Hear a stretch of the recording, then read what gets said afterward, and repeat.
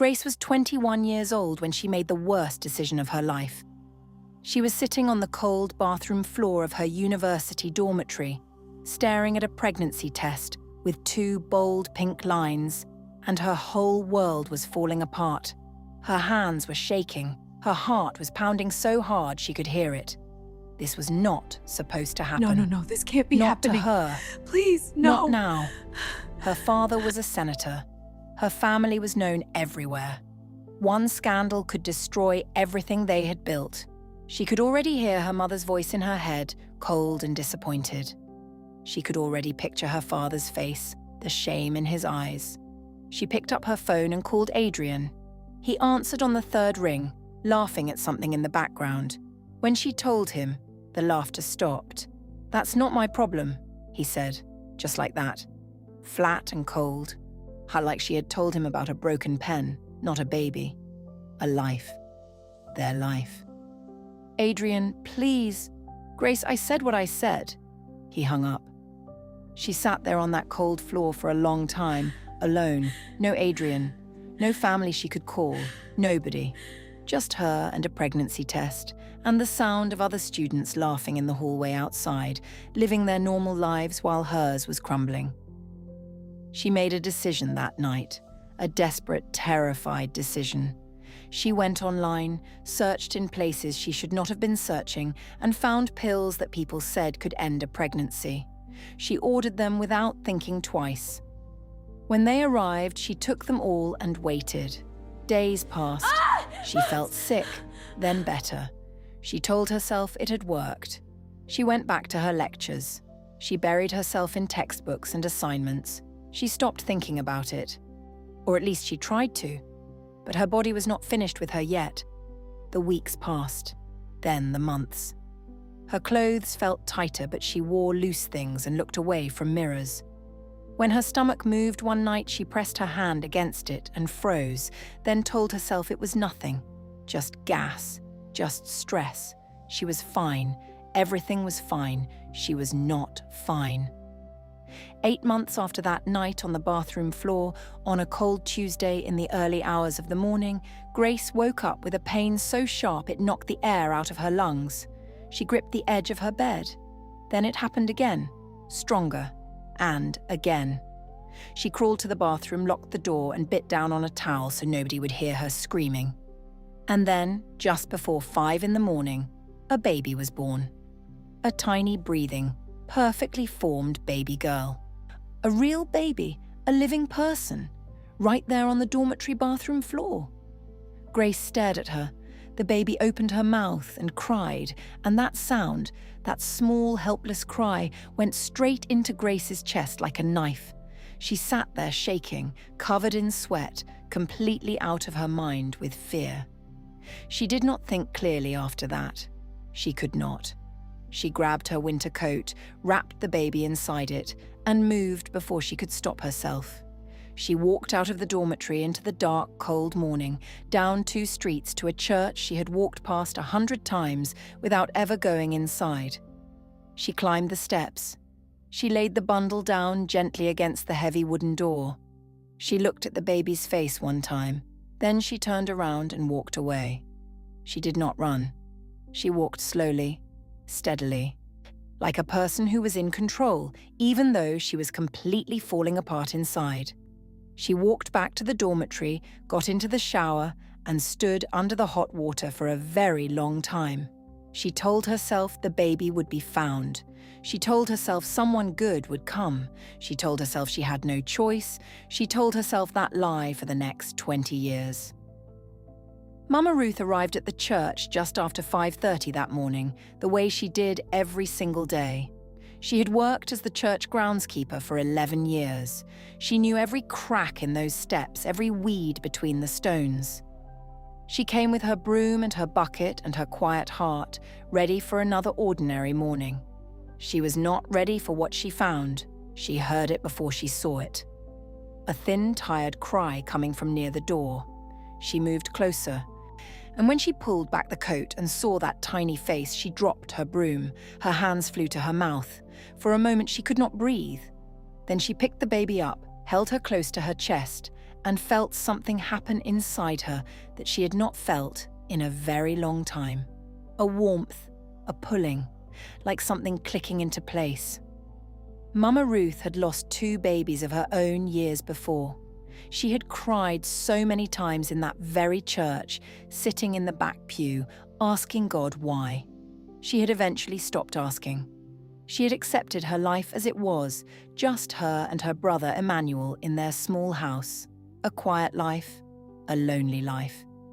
But now she was standing on the church steps, holding a newborn baby who had nobody. And she just knew, that this was her answer. She named the baby Faith. Emmanuel did not argue. He took one look at the baby and smiled the way he always smiled, slow and warm, and said, "Then we keep her." They went through the proper channels, spoke to the right people, filled out the papers, and Faith became theirs. She grew up in a small house full of love. Mama Ruth read to her every night. Emmanuel taught her to ride a bicycle in the narrow road outside their home. She was a bright child, always asking questions, always laughing. When neighbours in their area started whispering about where she came from, Mama Ruth packed up their things without a single complaint and moved them to a smaller town where nobody knew their story. She told Faith the truth when Faith was old enough to understand. Not the painful version, not the abandoned version.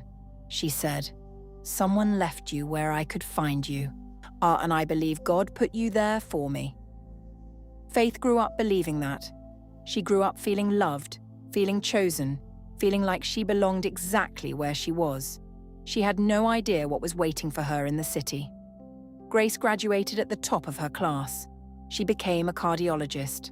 She worked hard, she worked long hours, she was brilliant at her job. People admired her, patients trusted her, colleagues respected her. But every year, on one specific date in early March, she could not get out of bed. She married Daniel when she was 32. He was an architect, quiet and steady, the kind of man who showed up. He made her laugh. He made her feel safe. She loved him more than she had ever loved anyone. And that was exactly why she could not bring herself to tell him the truth. Not yet.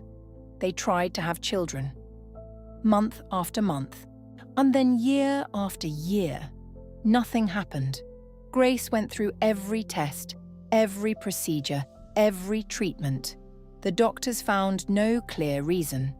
Unexplained infertility, they said. Come back and try again. She knew why. She did not say it out loud, but in the deepest part of herself, she knew. She believed her body remembered what she had done, that it would not give her another baby because she had thrown her first one away. Then, one night after her 3rd failed fertility treatment, she was sitting at the kitchen table staring at nothing when Daniel came and sat across from her. He reached over and covered her hands with his. "Grace," he said quietly, "what is it? And I mean the real thing, the thing you have never told me." She looked at him for a long time. Then she told him everything. The pills, the denial, the 9 months she spent pretending. The dormitory bathroom, the coat, the church steps, the baby's cry that she still heard sometimes in the middle of the night. Daniel did not speak for a long time. He did not pull his hands away. He sat very still and he listened to every single word until she was finished. Then he said, "We have to find her." They hired a private investigator. They traced records. They drove to the university neighborhood and went looking for the church. But the church was gone. The whole block had been redeveloped. There was a shopping plaza where the steps used to be. There was nothing left. After 2 years of searching, after every lead went cold and every trail disappeared, Grace sat in the car outside the shopping plaza one afternoon and cried for a very long time. Daniel held her and said nothing, because there was nothing left to say. She made herself accept it. She told herself it was over. She told herself that wherever that baby was, she was okay. She had to be okay. Grace forced herself to believe that, packed the grief away into a locked room inside herself and kept going. She kept going. Faith was 20 years old when she packed one bag and moved to the city to study nursing. She had big eyes and a bigger heart, and she was not afraid of hard work. She took a job through a housekeeping placement agency to help pay her fees. The agency sent her to a large, beautiful house in one of the best parts of the city. The house belonged to a cardiologist named Dr. Grace and her husband, Daniel. The morning Faith arrived, she stood at the front door and adjusted her bag on her shoulder, told herself to be professional, and rang the bell. Grace opened the door, looked at her for a moment with unreadable eyes, and stepped back to let her in. From the very first day, it was not easy. Grace was a difficult person to work for. She was precise about everything. The cushions had to face a certain way. The dishes had to be stacked in a specific order. She did not like unnecessary talking. She corrected Faith more than once on the first day and did not smile while doing it. Faith went home that evening with sore feet and a long list of instructions, but she was not the kind of person who quit easily. She went back the next morning and got to work. The problem came in the second week. Faith was dusting a shelf in the sitting room when her elbow caught a small clock that sat on the edge. She watched it fall in slow motion, reached for it, missed, and it hit the floor and cracked right down the middle. She stood over it with her heart in her throat. Grace came into the room 2 minutes later and saw the clock on the floor. She looked at it. She looked at Faith. Her face went very still. "That clock belonged to my grandmother," she said.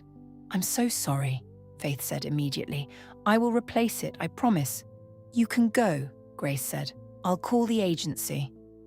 Faith packed her bag and left without argument.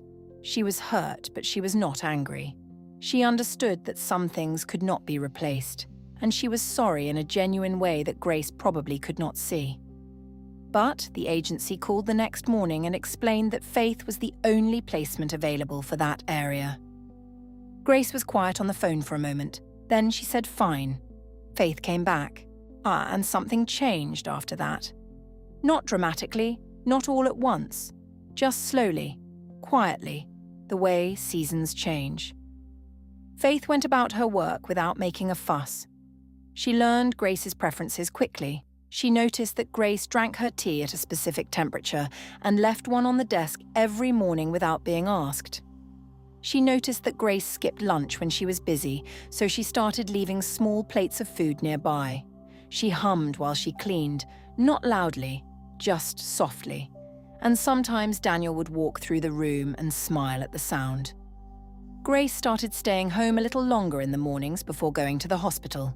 She would sit at the kitchen counter with her coffee and find reasons to be in whatever room Faith was working in. She told herself she was just keeping an eye on things. One afternoon, Faith was cleaning the window in the sitting room, and she started laughing at something she saw outside, a small dog chasing a pigeon that refused to fly away. And her laugh was so sudden and so free that it filled the whole room. Grace looked up from her papers at the sound. Something moved inside her. She could not name it. She pushed it down and went back to her papers. But that night she lay awake and thought about it without knowing why. It happened on a Wednesday afternoon. Faith was mopping the hallway when she suddenly stopped. She leaned against the wall. Her face went pale. She put one hand on her stomach and the other on the wall and slid slowly to the floor.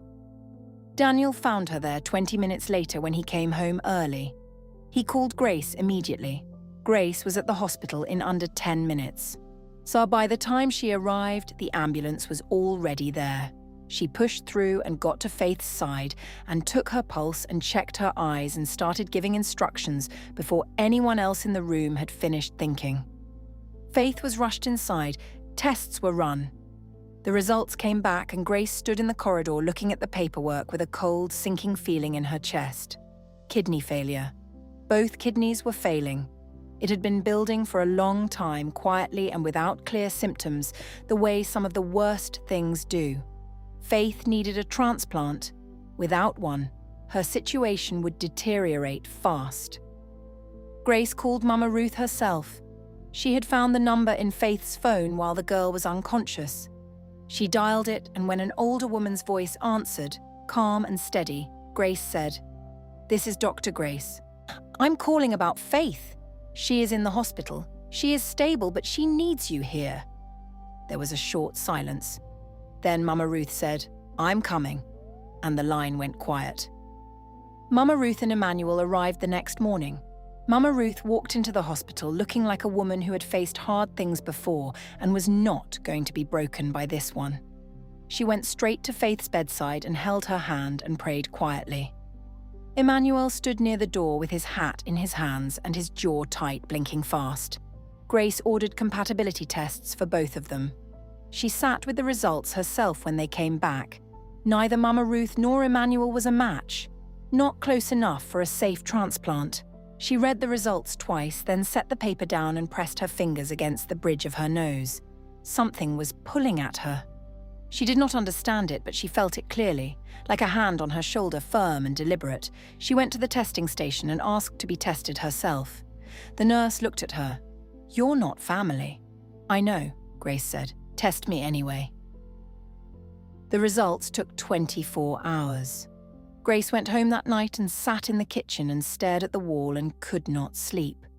Daniel found her there at 2 in the morning and made tea and sat with her without asking questions. The next afternoon, Grace picked up the results. She was a perfect match. She sat in her office alone and read the words 3 times. A perfect match. Not just compatible, perfect. She put the paper down on her desk and her hands were shaking, and she did not fully understand why this felt like more than medicine. But it did.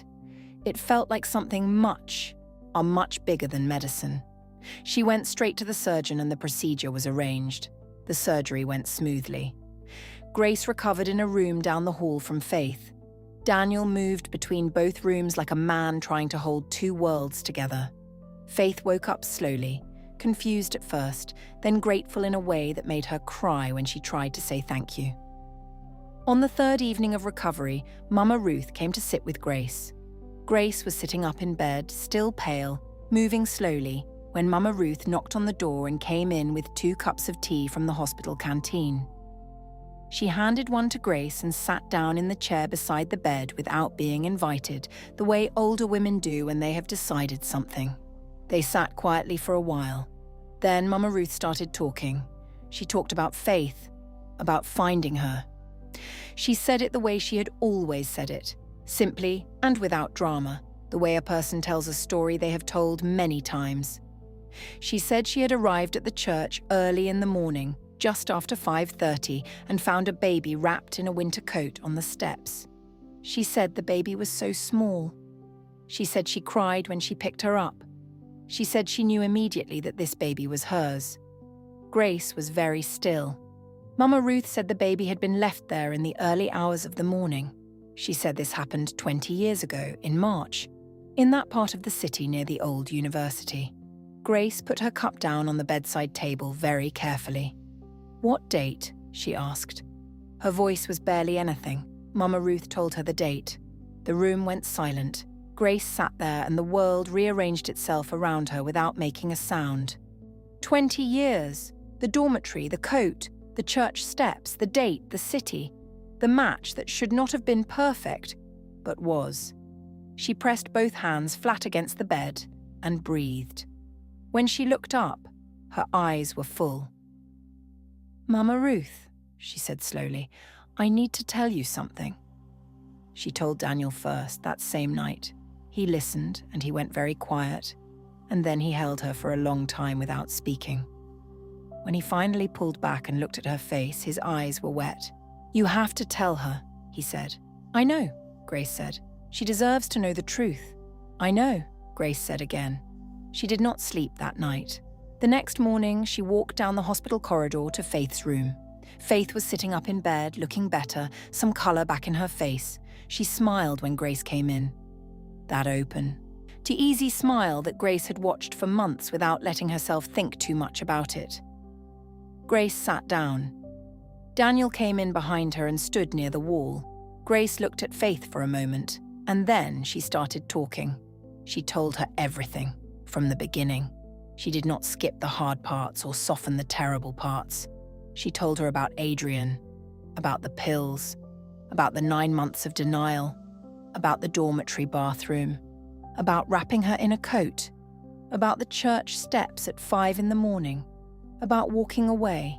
She told her about the guilt that had lived inside her for 20 years, about the infertility she believed was her punishment, about the search that went nowhere, about standing in front of a shopping plaza crying because the church was gone. Then she stopped talking. Faith did not say anything for a long time. She looked at her hands on top of the blanket. Her jaw was tight. When she looked up, her eyes were red. "You left me in a gutter," she said. Her voice was very quiet, but very hard. "On church steps," Grace said. "I know that does not make it better. You threw me away." "Yes," Grace said. She did not look away. "I did.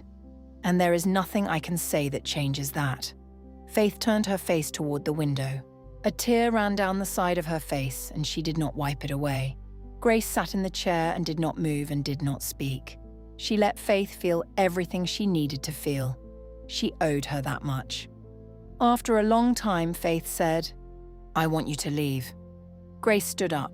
She picked up her bag. She looked at Faith one more time. "I understand," she said. "I'm sorry for all of it." "For everything."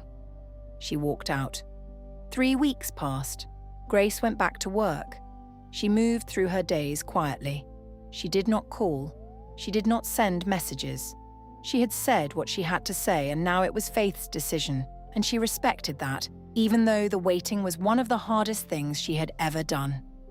Mama Ruth called her once during those 3 weeks. She did not talk about Faith. She just asked how Grace was healing from the surgery. They talked for 20 minutes about small things, and before she hung up, Mama Ruth said, "Give her time. Some doors take longer to open." On a Thursday morning, 3 weeks and 2 days after their conversation in the hospital, Grace was in the kitchen with her coffee when she heard the front doorbell. She opened the door. Faith was standing there. She had a small bag on her shoulder and she was wearing a yellow top, and her eyes were tired but clear. She looked at Grace for a moment without speaking. Then she said, "Can I come in?" Grace stepped back from the door without a word. Faith came in and sat down at the kitchen table. Grace sat across from her. Neither of them spoke for a moment. Then Faith said, "Mama Ruth told me something. She said forgiveness is not for the person who hurt you. She said it so you can keep walking." Grace said nothing. She waited. "I'm not here to tell you that what you did was okay," Faith said, "because it was not okay.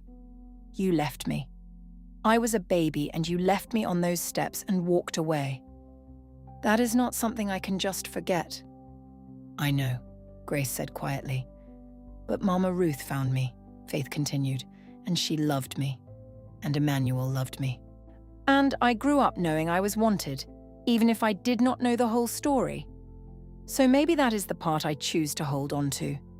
She looked at Grace directly. "I have a mother," she said. "Mama Ruth is my mother. I am not here to replace her or to pretend the last 20 years did not happen." "I would never ask you to," Grace said. "But," Faith said, and she paused, "I think I have room for more than one person." Grace sat very still. Her eyes filled up. "I came back," Faith said simply. "That is what I have right now. I came back." Grace pressed her hand over her mouth. She nodded. She could not speak for a moment. Daniel came into the kitchen and stopped when he saw Faith. His face broke into something warm and relieved. He looked at Grace, then back at Faith, and without saying anything, he went to the counter and put the kettle on. Because some moments ask for tea and silence, and that is all. The family that came together after that was not a simple or a perfect one. It was Mama Ruth and Emmanuel in their small town, calling every Sunday. It was Faith finishing her nursing degree in the city. It was Grace learning slowly how to be something new to someone who had not asked for her, and doing it quietly and without pressure, the way a person tends a small plant, carefully, patiently, without pulling. It was Daniel making dinner for all of them on the first Sunday they ate together, burning the rice slightly and making everyone laugh. It was Mama Ruth sitting at Grace's kitchen table 6 months later and holding Grace's hand and saying, "You found each other. That is what matters now." And then, on a quiet Monday morning in October, Grace sat in her doctor's office and heard something she had stopped believing she would ever hear. She was pregnant. She was 42 years old and she had given away one kidney, and she had spent 20 years carrying guilt like a stone in her chest. And now she was sitting in a doctor's office being told that a baby was coming. She called Daniel from the parking lot. She could barely get the words out. He drove to the hospital in under 15 minutes and ran to her across the parking lot and picked her up off the ground and held her there, both of them laughing and crying at the same time, right there between the parked cars, not caring who saw. When the baby came, he was born in the spring, healthy and loud, with his father's eyes and his mother's determined little fists. Grace held him in the hospital room while Mama Ruth and Emmanuel and Faith stood nearby. And when Daniel asked her what they should name him, she did not have to think about it. She looked at him. This small new life that had come at the end of all that pain, at the other side of all that guilt, after everything she had broken and everything she had tried to put back together, she said, peace. Because that was exactly what it was. At last, after everything, it was simply and completely peace. Thank you for watching this amazing story. But here is the question. Did Grace truly deserve that second chance? Drop your thoughts in the comments below and tell us where in the world you are watching from. If this story touched your heart, subscribe, because we have more coming.